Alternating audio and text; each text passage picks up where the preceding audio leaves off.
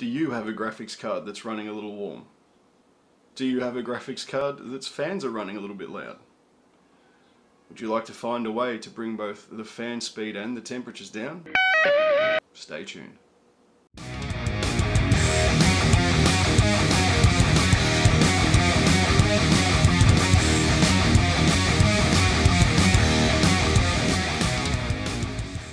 So quite recently, disaster struck and my cooling system on my PC leaked and took it out of action.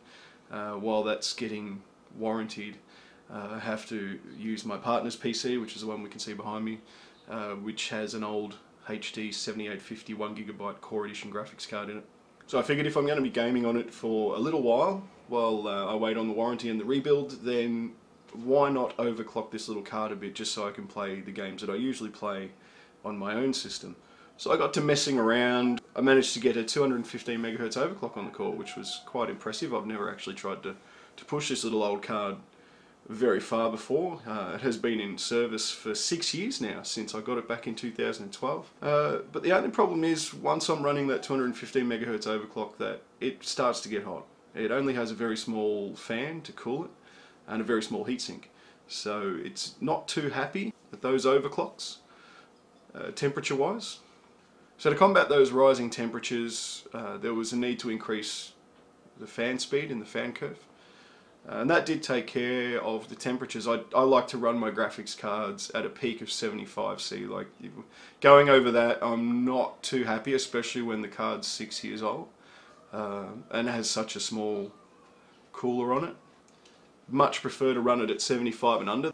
That way, if it does creep over 75 on a hot day while I'm gaming and not watching the temps directly, then hey, there's a bit of headroom there. In order to keep it to 75 degrees, I had to run a very high fan curve, which is quite loud. Here's a quick demonstration of how loud it does run.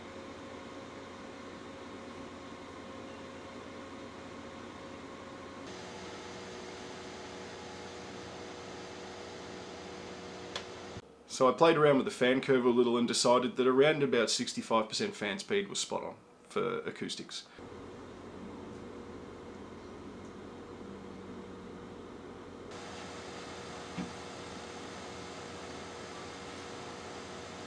The only trouble is, running Valley, we found that the temperatures were creeping up past the 80-degree mark by the end of it.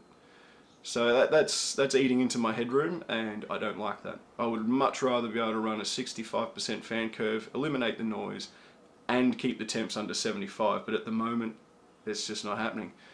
So given the age of the card, it's quite possible the thermal paste has lost some of its ability to transfer the heat over the years. So let's pull this card apart, swap some new thermal paste on, and see if that lowers our temperatures a bit, enables us to keep under 75°C at 65% fan speed. So to get us started, we've collected some various size screwdriver bits to tackle the various size screws that are involved in the build. We've also collected some 70% isopropyl alcohol swab wipes to clean off the heatsink and the GPU itself. Starting with the outer screws, we'll be able to remove the shroud and the fan header, and then moving on to the inner four, that will remove the cooler itself from the GPU. Let's rock and roll.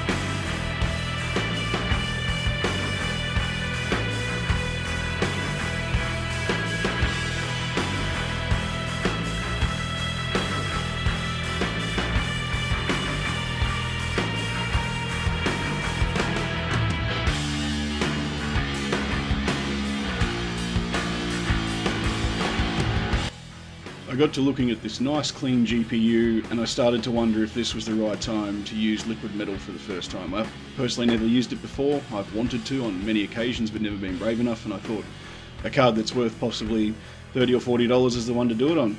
So to start with, we had to make sure we were protecting all the little delicates around the chip. Decided to use a red nail polish because, as you know, red is both faster and for AMD. So that's going to protect those from any spillage if I do cock it up. Being the first time using liquid metal, I did run into a problem where while applying it, there was this one little patch on the copper cooler. You can probably see me struggling along with it. It just refused to stick. Anytime I went over it, whether it was with a hard pressure or a soft pressure, it would just rejoin the metal that was on the swab itself. So getting that right was a very frustrating procedure.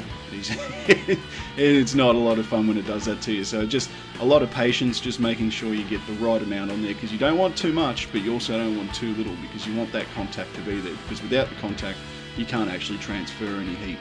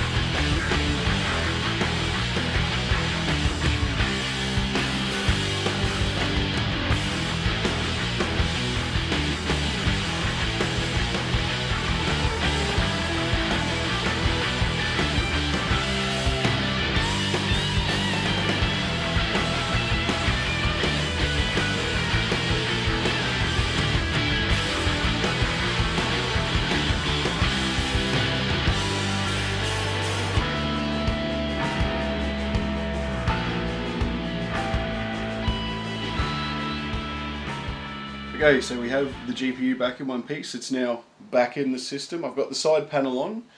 For the videos that we took earlier, the side panel was off for sound testing as well. So the side panel on will raise things a couple of degrees. But for now I've got it on. I want to find out what worst case scenario is. As long as we stay under 75 degrees at 65% fan speed, this is a great success. Moment of truth.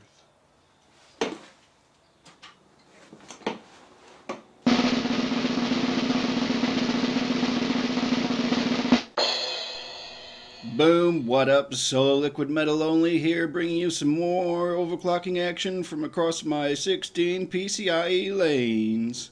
What? Okay. Thanks, Mike. We're in desktop now, ready to do another valley run to check the temps. We're going to use the same settings, which is medium settings 2x MSAA at 1440p full screen. We're looking at around about a 30 to 32 degree idle temp, which is down from around about the 45 mark. Now, as far as fan curve goes, I'll be using the same 65 degree plateau in the gaming temp ranges, and I'll also set emergency if the shit hits the fan level up here. If anything goes beyond 85, the fan's got free rein to ramp up just that little bit more for protective purposes. But that's enough of that. I'll stop rambling and we'll get this run on and see what sort of results we get.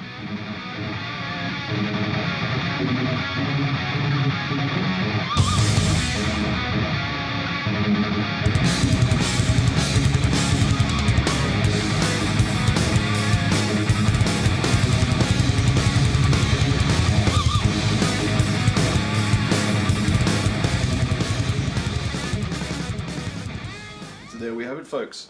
A decent result for the liquid metal there. We've managed to pick up at least 10 degrees at peak temperature under load. Pretty much exactly what I was hoping for. Maybe I got my hopes up a little bit and was thinking maybe 15, 20 with, you know, vaunted liquid metal. But yeah, 10 degrees, I'll take it. It puts it precisely spot on in the thermal envelope where I want it.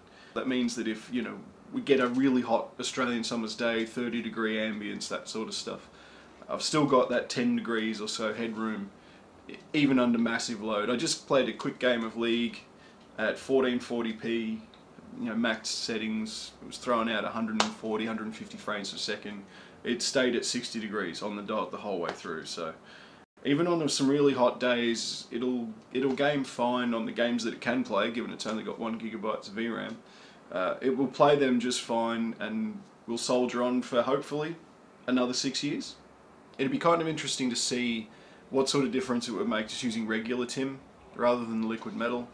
If you guys want to see that in a follow-up video, leave a like, a comment, a subscribe, anything really. Let me know you're out there. I need to feel loved. Anyway guys, I'm going to get on out of here. I've got some beers to have. Enjoy your week. and then your weekend, and then your next week. Why not? Have a good time. Catch you in the next one.